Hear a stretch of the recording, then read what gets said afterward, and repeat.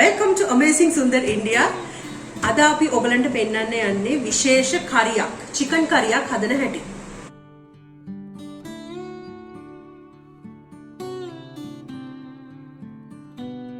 Amazing Sundar India channel එකේ මගේ videos දිගටම බලන්න, subscribe, like, share කරාට බොහොම ස්තුතියි. මේක ඔයගලගේ පළවෙනි වීඩියෝ එක නම් අමතක කරන්න එපා subscribe කරන්න. මොකද ඉන්දියාවේ තියෙන විශේෂ සිදුවීම් අහන්න දකින්න පුළුවන්. මාත් එක්ක රැඳී සිටියොත්. අද අපි ඔයගලන්ට මගේ channel එකෙන් පෙන්වන්න හදන්නේ මැංගලෝර් වල chicken කරියක් හදන හැටි. දැන් කෝරි කරියක හදන්න අවශ්‍ය කලමනා තමයි මේ තියෙන්නේ. ගොඩක් දේවල් ඕනේ. මම මේ පොල් ගෙඩි භාගයක පොල් ග්‍රේට් කරගෙන තියෙන්නේ. පොල් ගාගත්තා. තව පොල් ගෙඩියක විතර. තව පොල් ගෙඩියක මිටි කිරි මේ දිය කිරි වෙන වෙනම වෙන් කරගත්තා. ඕන ප්‍රමාණය මෙහෙම එකතු කරගෙන ඉන්න. ඊළඟට ගෙඩි 4ක රට ලුණු ගෙඩි 4ක 5ක විතර ලියලා මේ තියෙන්නේ සුද්ධ කරලා. මේ තියෙන්නේ තෙල් ගී තෙල් වලින් තමයි කරන්නේ. ලංකාවේ ඉතින් කොකනට් තෙල් වලින් කරන්න ප්‍රශ්නයක් නැහැ. මෙහි ඉතින් ගී තෙල් කිලෝ එකක් චිකන් තියෙනවා. අපි කිලෝ එකක තමයි හදන්නේ. මේ තියෙන්නේ සියඹලා පොඩි කුලියක් ගන්න. ලංකාවේ මේ වර්ගේ නැහැ. ගුලි කරපු සියඹලා තියෙන්නේ. ඇට අයින් කළා චූටි මෙන්න මෙච්චර විතර සයිස් එකේ සියඹලා ටිකක් ඕනේ. මේ ඇවිල්ලා ගාලික් ඒ කියන්නේ සුදු ලුණු ඇට සාමාන්‍යයෙන් වීක් 6ක් 7ක් විතර. මේ තියෙන්නේ පොපි ඇට. ලංකාවේ තියෙන ඕන කඩෙන් ගන්න පුළුවන් පොපි ඇට කියලා. මේ තියෙන්නේ කහ ඊළඟට ලුණු රතු මිරිස් කුඩු සූදුරු මේ තියෙන්නේ රතු වියලි මිරිස් කරල්. සාමාන්‍යයෙන් මෙතන තියෙන 12ක් 15ක් විතර. මොකද මිරිස් අපි දානවා හොරයි. අපි දාන්නේ මේක තමයි ග්‍රයින්ඩ් කරලා පේස්ට් එකක් හදා ගන්න ඕනේ. ඉතින් ඔයාට 10ක් 12ක් විතර අවශ්‍යයි මේ විදිහට කරල්. මේ තියෙන්නේ කොත්තමල්ලි ඇට. හරි. මේ තියෙන්නේ උළු හාල් ඇට චුට්ටක්. එතකොට මේ තියෙන්නේ බලන්න මේක ඇතුලේ තියෙන ඔක්කොම දැන් බුරියානි මසාලා හදන්නේ. අන්න ඒවට අවශ්‍ය දේවල් ලංකාවේ හොයාගන්න පුළුවන්. ගම්මිරිස් ඇට ටිකක්. ඊට පස්සේ තියෙනවා කරාබු නැටි දෙක තුනක්. එනසාල් තියෙනවා, කළු එනසාල් තියෙනවා, කුරුඳු පොඩි කෑල්ලි දෙකක් විතර තියෙනවා. ඊට පස්සේ අන්තිමටම අවශ්‍යයි හොඳට කරපිංචා. අපි දැන් හදමු. ගෑස් එක ඔන් කරා. මම වියලි ඒ කියන්නේ වියලි රතු මිරිස් කරල් ටික පොඩ්ඩක් බැද ගන්න ඕනේ, ෆ්‍රයි කරන්න ඕනේ. ඒකට මම ඔන්න පළවෙනියෙම ගී හැඳි දෙකක් දැම්මා. අපි දැන් ඒ මිරිස් කරල් ටික ෆ්‍රයි කරගමු. මේ තියෙන්නේ ලංකාවෙන් ගෙනාපු පොල් කටු හැන්දක්. දැන් ඔන්න මම මේක තමයි යූස් කරන්නේ ගොඩක් ෆ්‍රයිින් වලට. දැන් දානවා මම රතු මිරිස් කරල් ටික. හොඳට විනාඩි 3ක් විතර කලර් එක වෙනස් වෙනකම් බදනවා. දැන් මම ගෑස් අඩු කරලා මේ ටික බා ගන්නවා.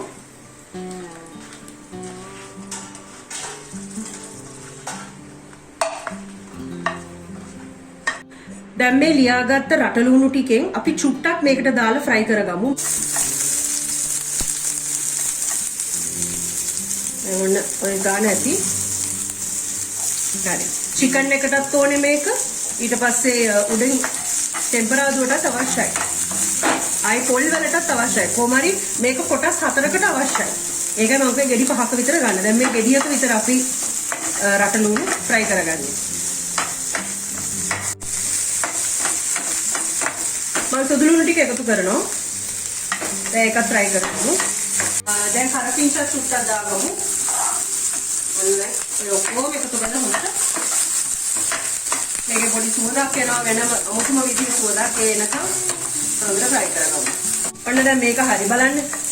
යන්තම් විතර ෆ්‍රයි කරලා තියෙන්නේ, නිකම්ම කර කරගෙන නැහැ හොඳේ. දැන් අපි මේක බාගමු. මේ ඔක්කොම එක මික්ස් වුණාට කමක් නැහැ. නිකම් බාගන්න.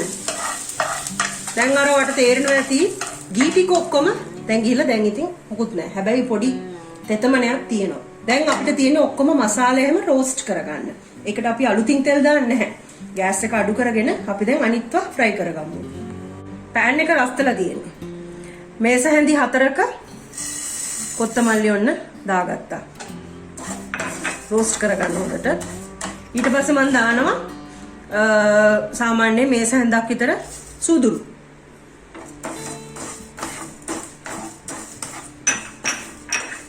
ඊට පස්සේ දාගන්නවා අර උළුහාලට 15ක් විතර කිව්වේ ඒ ටික දාගත්තා.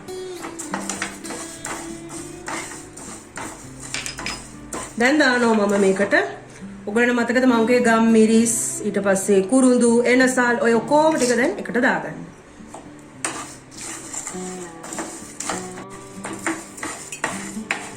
දැන් මේක හොඳට ෆ්‍රයි කරගන්න මම පොඩ්ඩක් ගෑස් එක වැඩි කරනවා. නිවිලා වගේ භාජනේ. මේකේ කලර් එක වෙනස් වෙන්න ඕනේ මේ මොනවාද? කොත්තමල්ලි ඇටවල කලර් එක පොඩ්ඩක් වෙනස් වෙන්න ඕනේ. තාම නෑ. විනාඩි 3-4ක් කරමු. අන්තිමටම තමයි පොපි සීඩ්ස් දාන්නේ. පොපි ඇට වලින් මේක පොඩ්ඩක් සවුත් වෙනවා. ඒ කියන්නේ මේක චොර වෙනවා මේක වෙතට දැම්මාම ඇට ටික. ඒක නිසා අන්තිමටම පොපි ඇට දාන්නේ මේ ඔක්කොම උනාට පස්සේ. අනික ඒක ලීස්ට් මේ ෆ්‍රයි කරන්න අවශ්‍ය නැහැ ලොකුවට. දැන් මම පොපි ඇට ටික දාගන්නවා. ඒ බලන්න.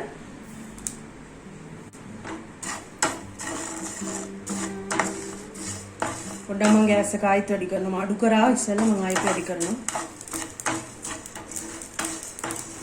හොඳ සුවඳක් එනවා මේ වෙලාවේ. අපේ මේ කොත්තමල්ලි යටත් එක්ක.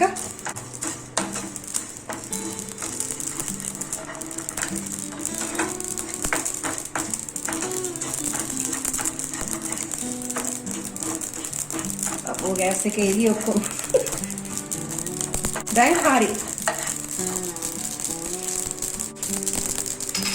චරචර ගාලා සද්දයක් ඇහෙනවා. මම ඔන්න ගෑස් එකයි අඩු කරලා මේ ඔක්කොම ටික මම ආයි මෙතනටම බා ගන්නවා. පේනවද? කොහෙටද බාගන්නේ අදන්නේ නැහැ. මේ ඔක්කොම කොහොම හරි මික්ස් කරන එකයි වෙන්නේ. දැක්කේ? රෙඩි. පොල් ගෙඩි භාගයක ගාගත්ත හීනියට ගාගත්ත මේ පොල් ටික දැන් අපි රෝස්ට් කරගමු. කරගමු. ගොඩාක්ම නෙමෙයි නිකන් මලව ගන්න. පොල් ටික මලව ගන්න. මේකට අපි දැන් කහ ටිකක් දාමු.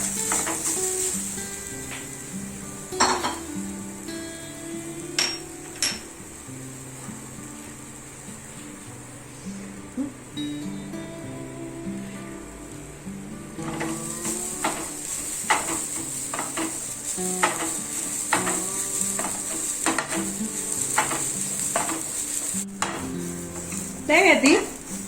දැන් මම ගෑස් එක ඕෆ් කරනවා. ඔක්කොම ෆ්‍රයිින් වැඩ ටික ඉවරයි. මේ ටික බාගමු ආයිත් අර මිශ්‍රණයටම.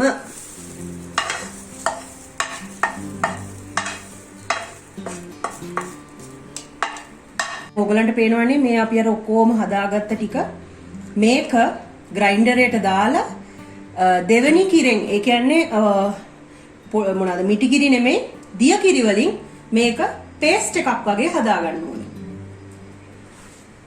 ඒ පේස්ට් එකට මේ සියඹලා ටිකක් දානවා ඔන්න.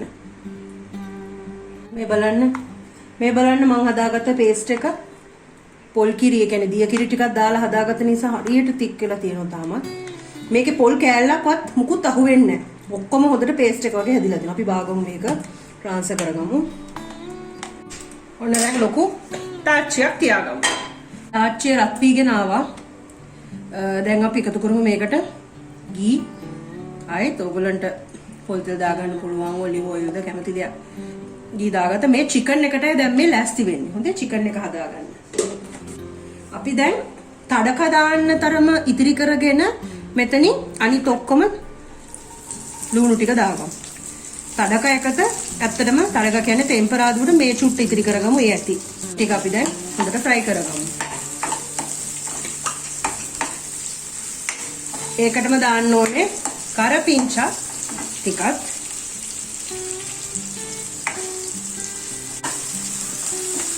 දැන් මේක රෙඩි වීගෙන ආවා. අපි දැන් මේකට චිකන් ටික දාමු.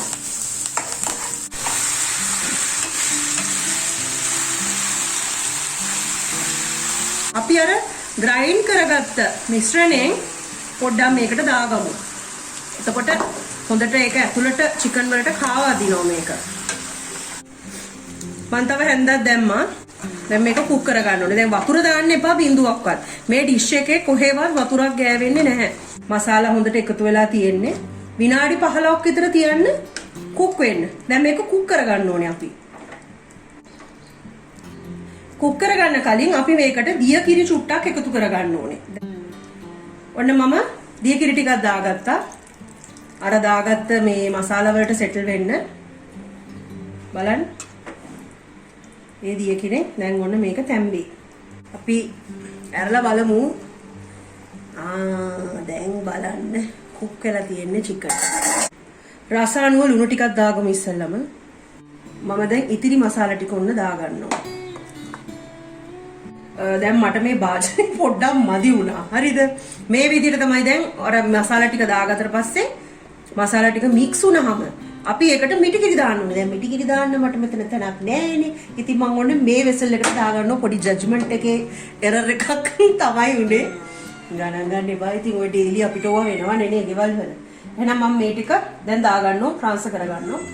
ගෑස් එක ඕෆ් කරනවා. මාරු කරගත්තා. ඔයාලට පේනවාද මේක කොච්චර තික්ද කියලා? මේකට දැන් අපි මිටිකිරි ටික දාගමු. මේ කරිය ඔයගොල්ලෝ බලනවා ඉතින් කොච්චර විතර මිටිකිරි දාන්න ඕනේද කියලා. මිටිකිරි දාගන්න ඕනේ කෝප්ප එකමාරක්. දැක්කනේ?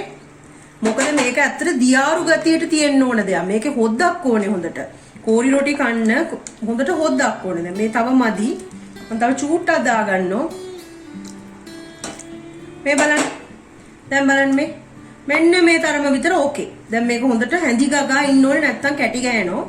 හැඳි ගගා බොයිල් වෙන්න දෙන්න. බොයිල් වෙච්ච ගමන් වහන්න. මම දැන් ගෑස් එකෙන් බාලේ එහා පැත්තට ගත්තා.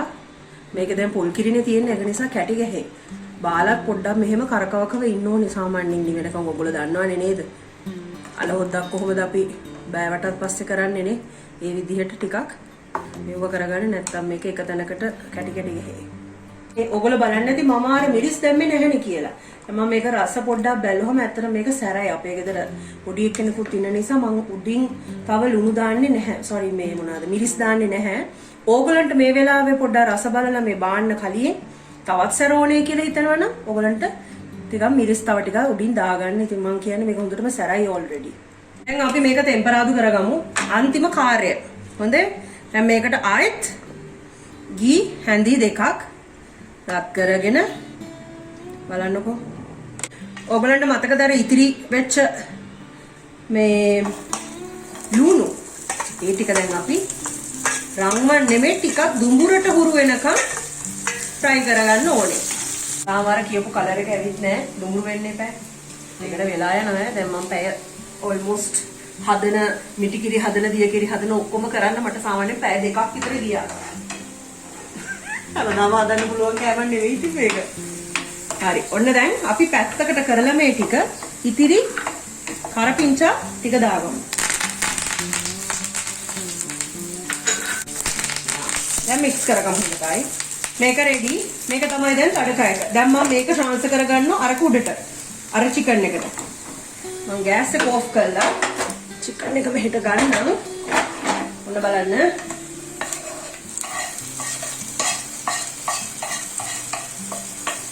දැම්මා. අය අතර මේක ගී ටික අපරාදේ.